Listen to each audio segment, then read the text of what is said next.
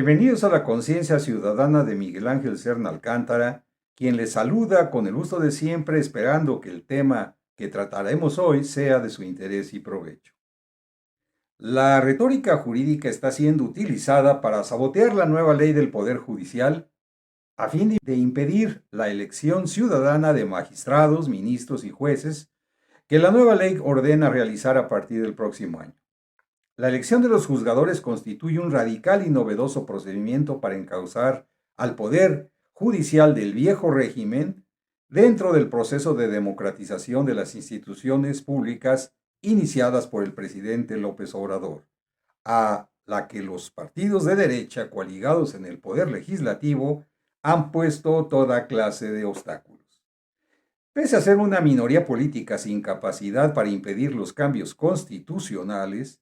la derecha encontró un camino para sabotearlos mediante la huelga legislativa y el uso permanente de estrategias jurídicas a fin de echar abajo las propuestas que la mayoría de izquierda ha logrado aprobar. Para lograr sus fines, la coalición de derecha cuenta con el apoyo abierto del Poder Judicial Federal, quien desde la victoria de la Cuarta Transformación se asumió como una oposición sistemática a los cambios aprobados por el Poder Legislativo. Finalmente, la oposición parlamentaria fue vencida en las elecciones presidenciales y legislativas de junio pasado, consideradas como un refrendo de la mayoría ciudadana a las reformas propuestas por el presidente Obrador y la coalición política de la Cuarta Transformación. Pero lejos de aceptar la voluntad popular expresada en los resultados electorales, los partidos conservadores iniciaron de inmediato una guerra de resistencia contra el derecho de las mayorías a modificar las leyes constitucionales, negándose a cumplir los procedimientos y normas que obligan a los grupos minoritarios a respetar los cambios alcanzados por la mayoría parlamentaria. Fieles a su vocación autoritaria disfrazada bajo un manto de legalidad entendida a su conveniencia, la derecha ha preferido mantener su oposición convertida ahora en rebeldía para impedir, al costo que sea necesario, que las mencionadas reformas que hoy van convirtiéndose en leyes constitucionales sean aprobadas y puestas en vigor por las autoridades responsables de hacerlo. A tal punto llega su rebeldía que lograron que una jueza ordenara a la presidenta Claudia Sheinbaum destruir el diario oficial de la Federación en el que se publicó la reforma constitucional, sin que hasta el momento ni el Consejo de la Judicatura ni el Pleno de la Corte se hayan manifestado a favor o en contra de esa medida. En tanto que la Presidencia de la República, en pleno ejercicio de sus derechos y obligaciones, niega toda posibilidad de echar atrás la nueva ley ya aprobada y publicada, cosa que por demás es imposible que lo haga, pues sería violatorio tanto a la Constitución como a la ley de amparo que establece el impedimento de recurrir a autoridad judicial alguna para frenar una reforma constitucional. Con su posicionamiento negándose a aceptar la vigencia de la nueva ley, la Suprema Corte de Justicia de la Nación, aparte de violar la propia Constitución y la ley de amparo vigentes, asume una posición de rebeldía a pesar que de jure y de facto, como dirían los letrados, no cuenta con autoridad alguna para impedir la aprobación y vigencia de la ley mencionada, ni tiene potestad para ordenar la ilegalidad de una ley constitucional ya aprobada. Pese a la confusión que se intenta causar, la conciencia ciudadana sabe muy bien que el propósito de la estrategia en curso pretende causar confusión y zozobra en la sociedad, sin que hasta el momento sus promotores hayan logrado convencerla con sus argumentos. Y no pueden hacerlo porque empezaron muy tarde su campaña para persuadirnos que ellos son los garantes de la justicia en México, que trabajan entre 15 o 20 horas al día para lograrlo y se han quemado las pestañas toda la vida para hacer el bien sin mirar a quién y por tanto merecen los cargos e ingresos ganados mediante rigurosos exámenes de selección.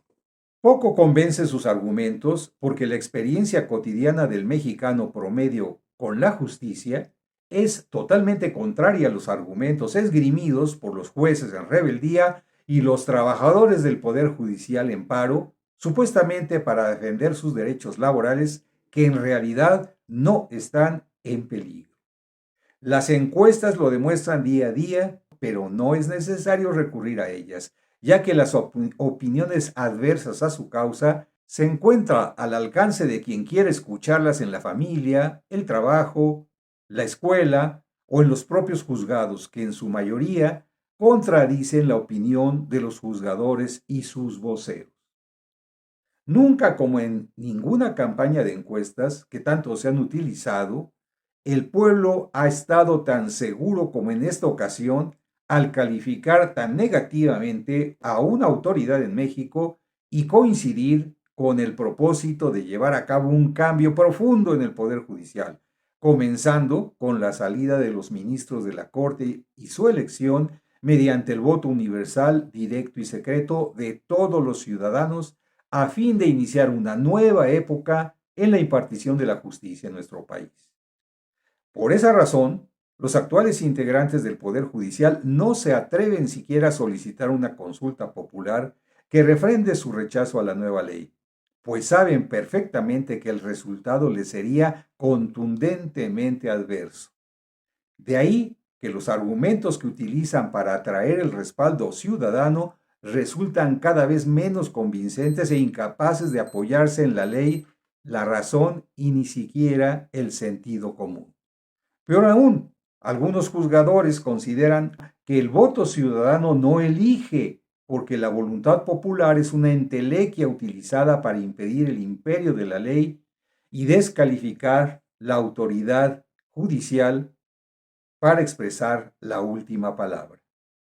Los jueces y sus intelectuales han llegado a creer, creo que algunos hasta de buena fe, que su capacidad, capacitación y experiencia en la impartición de justicia les da la suficiente autoridad técnica y moral para impedir que el pueblo pueda elegirlos, actuando como en el pasado hicieron los doctos al considerar al pueblo imposibilitado intelectual y moralmente para elegir a sus gobernantes y peor aún, destituirlos en el caso de no cumplir con sus obligaciones.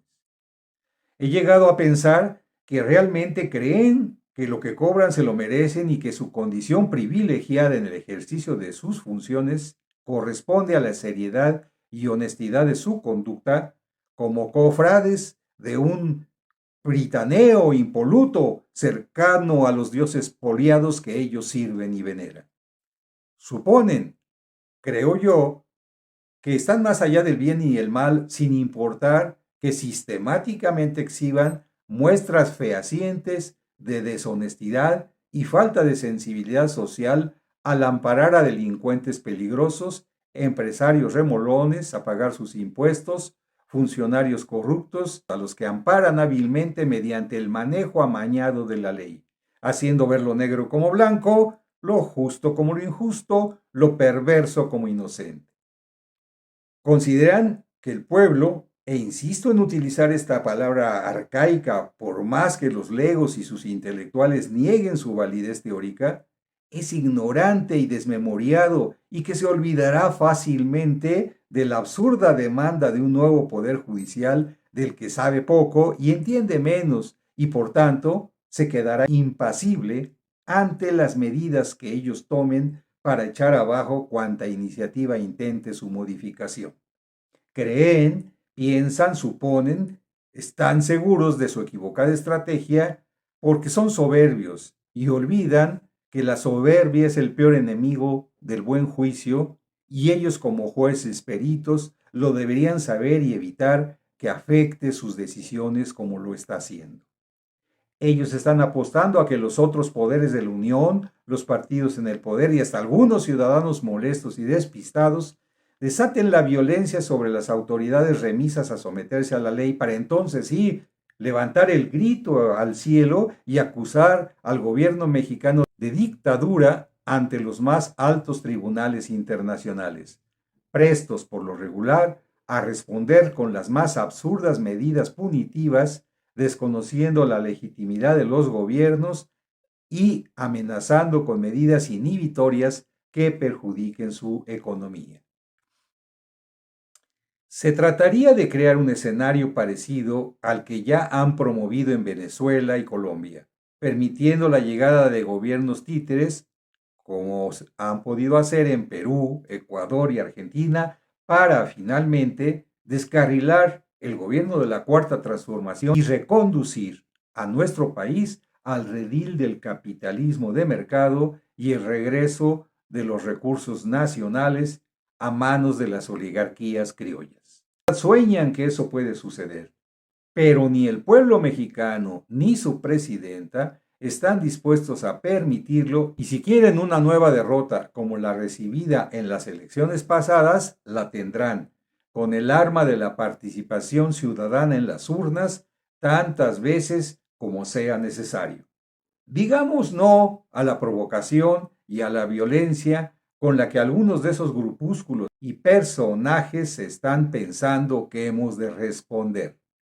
Provocación que el pueblo mexicano ha sabido contener a pesar de su enojo creciente con esas actitudes anarco-libertarias adoptadas por la derecha.